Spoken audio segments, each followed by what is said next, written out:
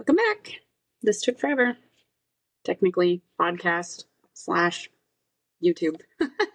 This is a video, so it is going on YouTube. It'll also be on podcast, on Spotify, and on Apple. I really need to upload on Apple. I haven't done that in a while. I've got a lot of episodes.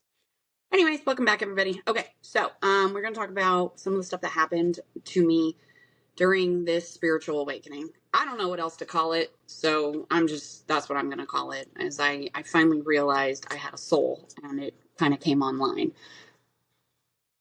Some of this stuff I thought was very woo-woo and stupid, and I couldn't roll my eyes hard enough at a lot of this. But when you find yourself desperate for answers because nothing else is mathing up, you just kind of go, okay. And if that's where you have found yourself, no judgment. It's okay. Just come on over. You're going to be fine. I know it's hard to leave all the judgment and all of the thoughts and whatever. I struggle all the time, that everyone at work, because I've got some friends who are very devout Christians and I love them so much. And I'm so happy for them and the work that they've done and their progress that they've made with God, and the religious avenue is where they're at, and that's their path, and it's just not mine anymore. And I'm always so scared of judgment, but I love them and I love God. So it's not that I don't love God, it's just the way I choose to have a relationship with him and how I live my life is just different. I'm not a bad person, not in anything, I'm just me. And I think God wants us to be our authentic selves. He doesn't want us to perform. And I feel like that's what religion did to me, because I felt like I was never good enough, and I needed to be good enough for God. I needed to be good enough for him. I needed to be good enough for him to love me. And that's what religion kind of portrays. Look, for those of you who are like, you were at the wrong religion. Yeah, I get it. But I'm just telling you, I'm talking to the people who are messed up over this stuff. You're my people. So here's the deal. A lot of religion teaches you that you're scum without God and you need salvation and you're a horrible person and you should be ashamed of your flesh and this and that and everything else. Look, that's your shadow. It's part of you. Kind of like, think about Eminem or 50 Cent. 50. I love 50. Think about them and their alter ego is their Eminem, right? Is Marshall Mathers, but he goes by Eminem. Like I've said it before, he kind of went in the closet, grabbed his shadow, grabbed it by the collar, and was like, listen up, biatch, you're going to work for me, and we're going to do this together. And that's what they did. And that's making your shadow work for you. That's taking all of your crap, everything that the world thinks about you and has told you of why you're not going to be successful or why you're less than. And he went in there, Eminem did, he grabbed all of it, was like, oh, you think I'm white trailer trash? You think I'm this, I'm that? Watch this. And he took it and he turned it into freaking anthem for an entire generation. I mean, he showed us how to do it. If you're wondering what I'm doing, yes, I have my tarot cards out. I know everybody's like, what are you doing? Yeah, I know. I use them. I'm studying them, actually. I'm studying them, not disembodied spirits speaking to me. There's none of that going on. But as a reflection. Psychologically, I've been doing so much research on this because of my dreams. My dreams are really what triggered this. And so I'm learning about the isolation and the void and all that kind of stuff. Carl Jung, I don't know how to say his name. It's Jung, it's Young, whatever. He really had an idea about all this stuff. And the crazy thing is he's talking about this stuff back in the 1920s, and I'm having dreams about it today. That's crazy. The dreams, the wild animal dreams, the water, the concrete, walking on a ledge, like all of it. I've had all these dreams. Textbook, perfect textbook. The crazy part is I'm having precognitive dreams, not premonition dreams. Premonition dreams are more of like a feeling of something is going to happen. Precognitive dreams are like very clear, very matter of fact, in detail. And I'm having precognitive dreams because this stuff is in detail. Like it's happening. Like not kind of, actually, like legit on point. The exact scenario in my dream is playing out in real life. That's crazy. It is happening a lot. So I don't know why. I don't know. I don't have an explanation for this. And this is ultimately like the thing that's fueling me to go down these rabbit holes, is because those dreams are very real. I do have memory dump dreams. I have dreams that are just chaotic. I've had a lot of those recently. And that's telling me that my life is chaotic and I need to kind of like straighten out so that I can see my dreams. That's what that's telling me. And I know that now. So I know I need to do the YouTube. I know I needed to do the podcast. I needed to get more serious about it. So I am. I need to become my authentic self, and I need to stop hiding. And the truth of it is, I am really interested in tarot, not because I think disembodied spirits are speaking to me or the devil or it's some kind of divinity tool worshiping some other gods or something like that. I'm sorry, I don't. No, I'm using this to wake my soul up and to manifest the things that I want in my life, not no other reason. So that's what I'm studying. And it's really cool. And I'm getting into like very scientific, psychological things of how this works. It's really fascinating to me. So anyway, yes, I'm not worshiping the devil or practicing witchcraft. I don't know. I need to study witchcraft. Not because I want to do it. I'm just curious. Yeah, I'm just curious. Anyway, like I said, I'm not scared of the enemy. I'm not scared of the devil. I'm not scared of Satan. I'm not scared of anything anymore. I'm not scared of the other side. We all have good and evil in us. All day, every day. From the moment you're born to the time you die. You're born with it. It's just a matter of what you choose to do with it. That's free will. That's your free will to be a jerk. It's your free will to be nice. What do you choose? Right? So, this is kind of funny. Okay, so what did I lose going through this spiritual awakening? Everything. Damn near my life. My beliefs. Everything. I lost everything.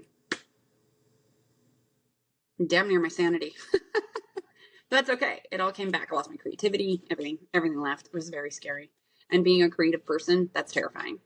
But thankfully, I'm very logical too. Like, I love office work. I love details and paperwork and filing. Like, I love that stuff. I always have as a kid. I always loved this stuff. And so that's kind of why my job's been kind of awesome. And I get to do it at home in my underwear. You know, I work remotely. And it's a blessing and a curse. I'm trying to move away from the cursed part of it and moving into the blessing part. Again, through this spiritual awakening, I lost everything. And you have to lose your entire former self. Your ego has to die. Everything has to go. You have to be reborn. That's the Fool card. That's the ultimate sovereign soul. You can't be tied to anything on this earth. You can't be tied to materialistic things. That's all the earth. I've talked about this so many times, and this is just like the message I want to stress to everyone, and I feel like I need to do it every day. Everything on this planet is staying here. The only thing that's leaving is your soul. That's the only thing you're taking with you. All your experiences, your love, your thoughts, your all that, your memories. So doesn't it make more sense to focus on that instead of your comfort here? I don't know. It's okay. I think there's nothing wrong with wanting to be comfortable, but I think that we've all got it wrong. I think we're all doing it the wrong way. I think we're all supposed to do the hard internal work first, and then the 3D stuff just kind of happens. What if we don't have to work so hard for things? What if we are able to just manifest? See, on the other side, your thoughts become instant manifestations. You don't have to wait. Look, go do the research. And the thing is that if you are up to it, you can do it yourself. Everything that I'm saying, you can go verify it yourself. All the things that the other people are talking about with the out-of-body experience on the other side, you can verify all this crap all by yourself. You don't need me. You don't need them. Nothing. You can do this yourself. I'm telling you, it's coming, people. It's coming. I know I sound like a freaking crazy woo-woo off-her-rocker. I'm not, I swear. It's just, you have a soul, and your soul can leave your body. That's it. As it should. I know. The way it's kind of explained is that your body is a magnetic force. And once you realize that you have consciousness, you have a soul, and you have a body. That's 3 separate things. And basically, there's like an internal magnet that keeps this all lined up, keeps your soul in place, right? Hooked to your body.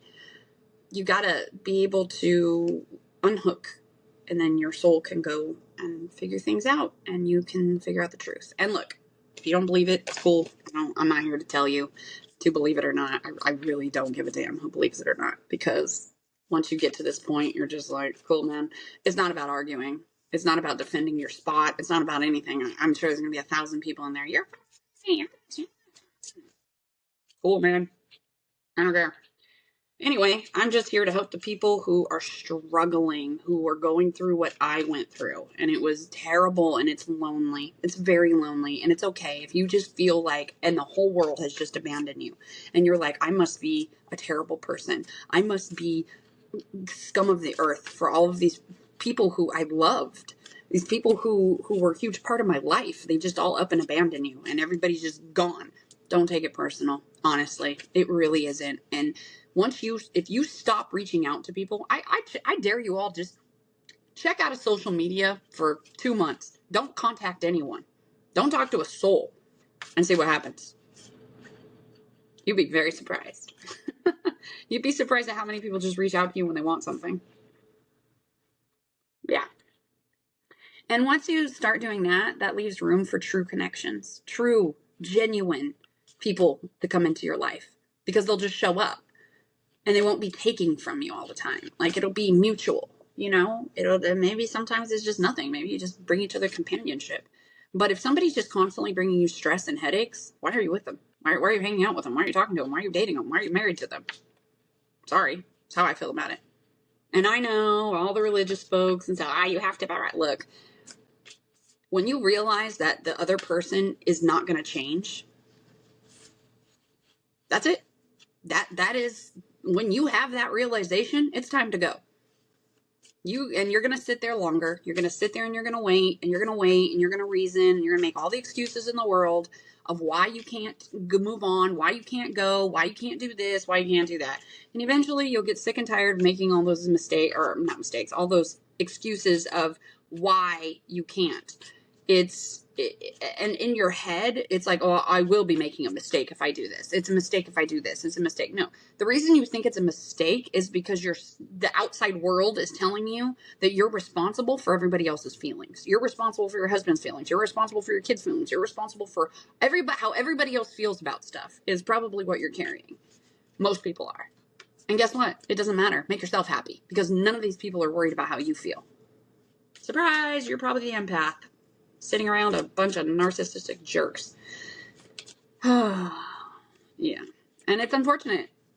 And it's really crappy. But if you've had enough and you're ready to make some changes, that's how it's done. You got to tear the veil. You got to choose yourself. Looks like you're being very selfish. Looks like whatever. You just kind of have to hold on and just let all the towers fall down. Just, I told God, I don't want anything that you don't have for me. If it's not from you, get rid of it. Don't even let it happen. Don't let it stick. Don't let it stay.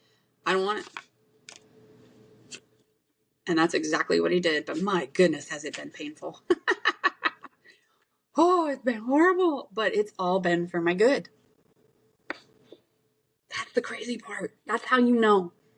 That's how you know there's this peace between the thought, like, oh my gosh, I can't believe this is happening. Like, my friends, my this, my that, whatever.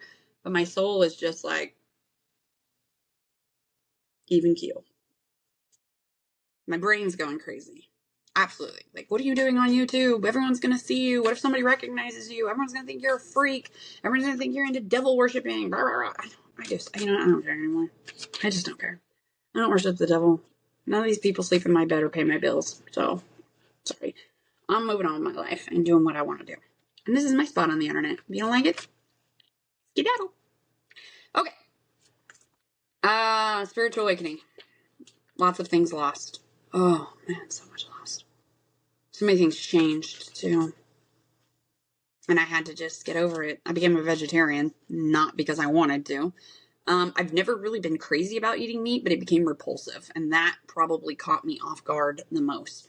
That was really hard for me to accept because I've been a meat eater my whole life. But back when I was pregnant with my youngest, I had a massive aversion to fish. So I don't eat seafood, fish, anything of that nature, nothing out of the water. So gross. And people are like, kind of think I'm weird, whatever. I know it's not uncommon, but I always just say, so my name means mermaid in all kinds of languages. And I always just say, like, it would be like Ariel eating flounder. So I don't eat fish or anything that comes from the water. That's not my thing. So anyway, yeah, there's just weird things. And I had to just get over it. You know, I had to get over it. People being like, oh God, you're a vegetarian. Believe me, it's not because I eat eggs, like whatever. It's not I think that I'm better and I don't want to eat the animals. I mean, I do not want to eat the animals, but I swear to you, it's almost like you cannot eat flesh of another animal that's been like terrified. I know, God, I know listen, I know, but I can't even eat processed foods really anymore. It takes it's so I eat the same exact foods every single day for the most part. There's one thing that I eat that's pretty bad. And it's just one. It's one thing and it's so crazy. It is cotton candy Mike and Ike's. Oh my gosh. There's this time around middle, I don't know, somewhere in the month. No, not that time of the month, but when I'm ovulating, I want to eat everything that's not nailed down to the floor, including sugar, which is really weird because it's only for like a couple days and then it goes away. So I have Crohn's disease, so nausea is a huge factor in my life. And so eating is always kind of an obstacle. But yeah, this spiritual awakening, the nausea with it was wild. I never experienced anything quite like it. It was crazy. And I looked it up, like it's a thing. And once I finally, because I just couldn't find any answers, it was just my soul. I think this is just my soul finally waking up. And it's like, how do you become friends with your soul? How do you integrate your soul into your consciousness, into your physical? Like, how do you bind the three of them together to make everything work? And currently it's a fight, you know. In my dream with the chiropractor and the woman was getting her neck adjusted, this is what I think it is learning that neck adjustment is learning to have your consciousness and your soul and your body, all three aligned together. And once you do that, that's really when I think things change. And it's so hard, but that's becoming your authentic self. And that's what, it's hard. It's hard to become your authentic. It's hard to become your authentic self when you have people around you, because you have to perform. You have to be mom. You have to be wife. You have to be girlfriend. You have to be scheduler. You have to be whatever it is, podcast host, YouTuber, whatever. I don't know. There's a lot of different masks, and it's okay. And I'm not saying masks are wrong. It's just getting to your true authentic self is hard. It's a daily thing. Me and you know, people sometimes will be like, oh, you're not your authentic self because you know, got filler in your lips and you wear makeup or you did this or that. I like it. I don't care if you like it. I like it. So, see, and this is where women, it happens to men too. I've seen it. I've actually seen it with my own eyes. When women, though, because I'm a woman, this is how I understand it, is you, and this is so hard when you're going through an awakening to understand, is what do you like? So, for instance, my hair. The journey to cutting this hair off was hard because I grew it out. I've always, like, I had long hair when I was younger and I finally cut it off, and all through my high school years and my early 20s and my hair was always short. I love short hair. It belongs on my head, especially in A-line, and everyone's like, oh, you're a Karen. I don't care. I don't give a crap. I've got a wicked jawline. Look at this. Like, yeah, I have a wicked jawline, and this hairdo just looks right on my face. So, whatever. So, you know, but I grew my hair out because I thought during COVID, and I thought, oh, if my hair was longer, I would be prettier because girls are supposed to have long hair, right? This is what I've always had beaten into my head. And I thought, oh, then my ex-husband would be nicer to me if he thought I was prettier. I thought he'd be nicer to me. That didn't work. So, and then I just let it grow, right? Because again, I'm thinking girls should have long hair. But it just wasn't me. I just felt like I felt like Cousin It, honestly. Like, that's the way I felt. And then I cut it once, and then even that wasn't short enough. I let my bangs grow out, and then she really, I had her chop it last time, and then this time, even now, and she's like, your hair grows so freaking fast. Like, I don't know if you can see my outgrowth, but it's crazy. And I was like, oh my gosh, I have so much damn hair. So she's like, my hairdresser, Rosie, I was like, she cut it, but this time, I mean, it's still a little too heavy up here for me. Like, this is too much. Like, this is a lot of hair. I have very thick hair, so getting her to thin this crap out has been challenging. She's been messing with it, but it's stuff like this. This is it. This is me, though. This is my authentic self. And you're going to hear me jabbering on about my hair for 3 or 4 minutes. This is just it. This is what this looks like, people. It's not perfect. It's not polished. It's a mess. And we're so scared of this. We're so scared of this mess. Why? Why are we scared of it? Why are we scared of getting on here and telling the world what we think? Or what's happened? Share. See, and everybody wants to get defensive. I'm not here to upset people. I'm here to, I want to talk to people. I want to hear what their thoughts are. I want to hear what your adventures have been. What have your experiences been? Like, why are we not sharing these things? Why are we influencing? Why am I influencing someone else to do what I'm doing? I don't do what you want to do. I want to hear what you're doing. I will share with you because maybe you want to do it too, but you don't need to copy me. Turn it into your own, man. Turn it into whatever you want. It's so crazy. Like, I think that's been part of my problem with YouTube. It's like, I didn't have an agenda. I don't have a niche. And I keep getting told that. You need to have a niche. You need to have a niche. I don't want one. I don't have one. I'm just me. It's just me. I'm the niche. Sorry. Me and my weird ass self. Yeah, I know. Super crazy. Anyway, so while I was sitting here shuffling my tarot cards, I told you this whole video, or these are going to be weird. So just saddle up, people. You just never know what you're going to get. Very horoscope. Okay. I'm sitting here shuffling and we're talking about losing things and we're talking about the things that have changed and your soul coming online. And what flew out was Temperance and the Sun. And so Temperance is, some of these I can't show, but yeah, this one's fine. Temperance is, she's got her foot in the water and, oh gosh, she's an angel. And she's got 2 cups. And you see all the sun and the mountains and all the good stuff. You see it? So it's all symbolic. So water, it's emotion, spirit, God, higher self. It's all the good, right? It's the flow. It's the flow of life, the emotional parts, right? The things that keep moving. And then there's the vegetation and the sun is coming up over the mountains and the rocks. And it's balance. On this side, it's rocky. And then this side, it's green and lush. And it's all about duality. And some people think, oh, this is gentle. It's not. She's like viciously mixing the cups. You got to think about when you're in transition. It's not always easy. Transition is hard. That's Temperance. It's balance. It's creating a balanced flow. And yeah, sometimes it's messy. But the nice thing is that you always have to remember that you're not always in transition. Transition is temporary. Just like everything in life is. That's the Wheel of Fortune in the tarot deck. Everything is always moving. The sun comes up, the sun sets, the moon. Every day, whether you like it or not, the sun's going to come up and then it's going to set. Whether you're in a good mood or a bad mood, whether you've had a fabulous day or the worst day of your life, whether you hit the lottery or you went bankrupt, it doesn't matter. The sun, the world is still going to keep going, whether you had a good day or not. It doesn't wait for you. It doesn't care. So that's where you have to go, okay, time is coming. I need to just grieve, feel your feelings, and move on. And then when you learn, feel your feelings and move on, I'm going to cover the baby. The baby's not really showing any parts, but the baby doesn't have any clothes on. So we're going to cover that. So this is the happiest card in the deck. The Sun card. Symbolic, people. There's no spirits talking to me. I'm sorry. There's no disembodied anything. This is intuition and symbolism in my brain. Sun is happy. Flowers. Baby. Woohoo! Frolicking. Childlike faith. That's what this reminds me of. It's childlike faith. The sun. It's like illuminating. The sun is exposing everything. Everything's open and free and it's coming to light. Things grow in the dark. The seeds get buried under the sun and under the soil and the sun hits it, whatever warms the dirt, those types of things, right? It's all part of a system. It all serves. That's why we can't be all light and we can't be all dark. Like, you have to have balance.